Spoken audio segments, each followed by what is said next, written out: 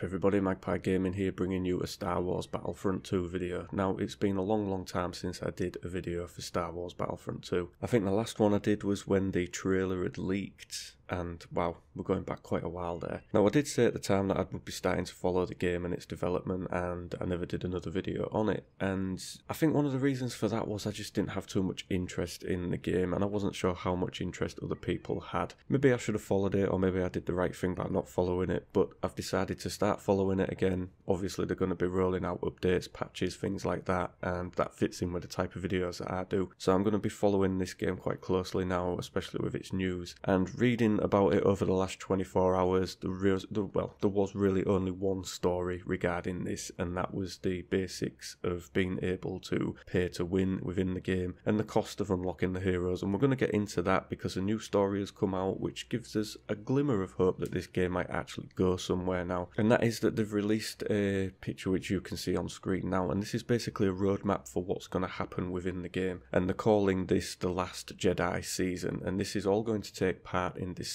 So we're getting a raft of new things to play with within the game, and there's going to be some new daily challenges, etc, coming into it. So for week 1, which starts on the 5th of December, it's basically pick a side that you'll fight for during season 1, earn rewards for yourself and your faction as you battle for the dark side or the light. And then we've got a new weekly faction challenge on the 5th, on the 8th you've got a weekend challenge, and on the 10th it's Blast Sunday. And then for week 2, celebrate the release of Star Wars The Last Jedi as heroes, locations, starfighters and more from the movie come to the game as a free content update for all players. Now notice that they're putting the word free in. Now we've already been told that all content for this game will be free, so, but you know, still good to reiterate that it is free, I suppose. So 2 new unlockable heroes will appear on the 13th of December, and that is Finn and Phasma, I can't remember his second name. And then also on the 13th we have a new Galactic Assault map, Crate, and a Starfighter Assault map, Dakar. There's actually a lot coming out on the 13th. There's a new Starfighter, which is Tali's RZ-A2 A-Wing. And then we have a new single story mission, which is Star Wars Battlefront 2 Resurrection, which includes Iden Verso and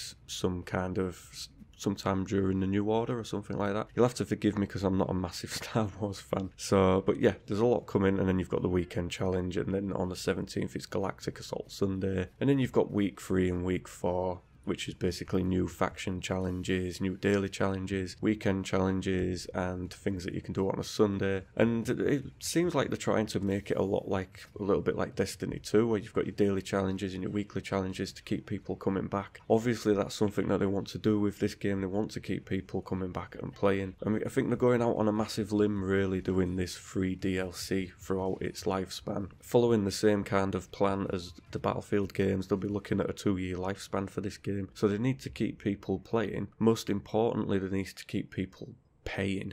So they want you to pay for things within this game. They don't just want those people that buy the game and play it for free. They want people to buy as well. Now, they released the pricing for the crystals that you can get within the game, and Jesus Christ, they're expensive. Now, I'm not actually sure what the crystals will buy in terms of things within the game. I don't know how many crystals equate to how many credits to buy, you know, the heroes and things within the game, but the pricing is for 500 crystals it's $5 or 4 UK pounds, 1,000 crystals is $10 or 8 UK pounds, 2,100 crystals is $20 or 16 UK pounds, 4,400 crystals is $40 or 32 UK pounds, and 12,000 crystals is $100 or 80 UK pounds. So what does this equate to in the actual game? Well, hero loot crates cost 100 crystals or 2,200 credits, and credits are what you earn separately within the game. Just playing it earns you credits, you get credits for doing the story campaign and things like that. And roughly through each, when I've been playing it and doing the multiplayer maps, I'm roughly earning between 250 credits and 400 credits depending on how well you do in the actual map. But even if you're finishing like the top 3 in the match, you're walking away with around 400 credits. The Starfighter crates are 120 crystals and the Trooper crates are 200 crystals. And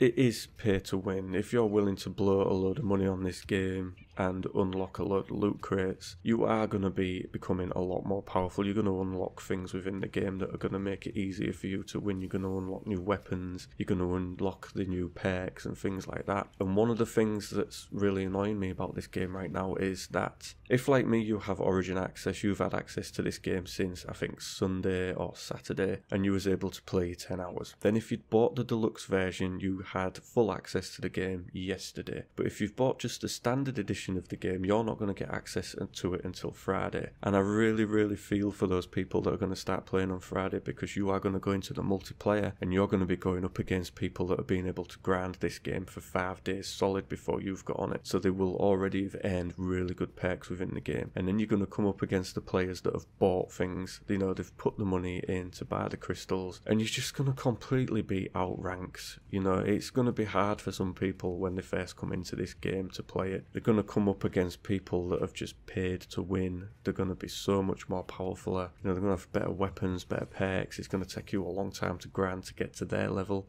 if you're not willing to pay. So I really do feel sorry for those players coming in on Friday, because it's going to be a tough old few days for you. But this brings us into the question of loot crates and the credits and everything with this game. And like I've said previously, this game, the first game, was messed up. It had a brilliant beta, everybody got right into it and loved it, and then the pricing structure for the game came out, and you basically found out that if you wanted to get anywhere within the game, you needed to buy the deluxe premium package, you know, just to get unlocked and things like that within the game. Otherwise you'd have to grind it so much to get to that level, it just wouldn't be worth it. And I felt like when they announced this second game and they announced that all the DLC was free, I think me and everybody else was waiting for the catch, and the catch is that you can just basically pay past it all. You don't need to grind, you can just pay your way to the end of it. And it's bit them in the ass big time over the last 24 hours. They obviously have an official Reddit for this game. I'll put a link to that in the description below. And as soon as the game unlocked on Sunday, one of the very first comments on it was, "So I've paid $80 for Darth Vader to be locked." And that is the basic premise of it. You've paid $80 and the main heroes aren't even unlocked for you. You've still got to grind to get them unlocked. And at that time, the likes of Darth Vader and Luke Skywalker would cost you 60,000 credits. So, like I say, I'm earning between 250 and 400 credits per multiplayer map. A multiplayer game can last 15 to 20 minutes.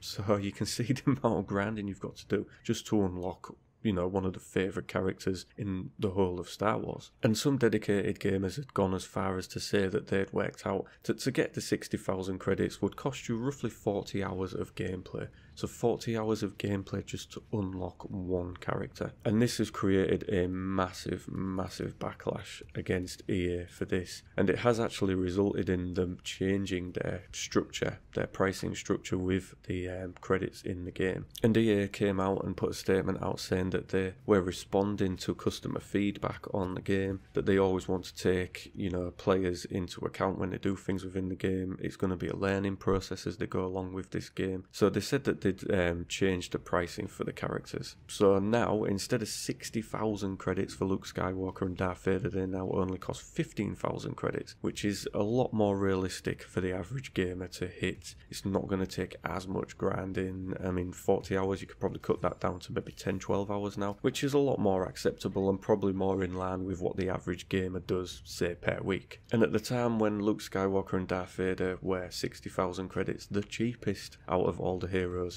was still 20,000 credits, and now the cheapest is down to 5,000. So it's a lot more realistic for players. It's took them having that comment on Reddit to be the most downgraded comment ever on Reddit for them to actually respond to this. So I do wonder if with the backlash, without the backlash, would anything have changed? I get the feeling that nothing would have changed at all. I get the feeling that they would have left it just as it was.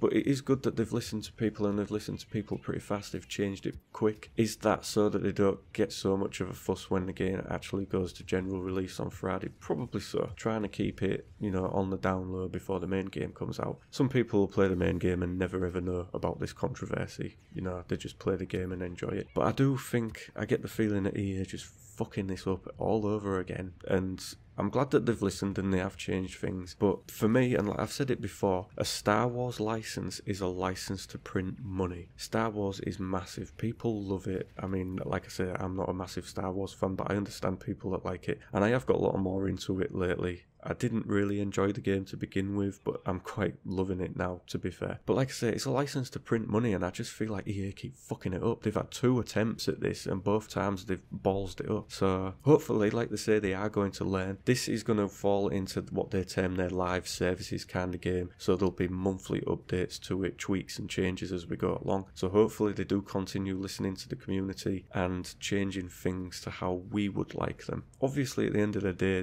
this game's been made for them to make money, so the changes are only going to go so far, but there is a balance that they can strike between making money and pleasing as gamers. You know, we don't ask for the F, we just ask for them to be fair with things, and I think the changes that they've done for the credits is fair.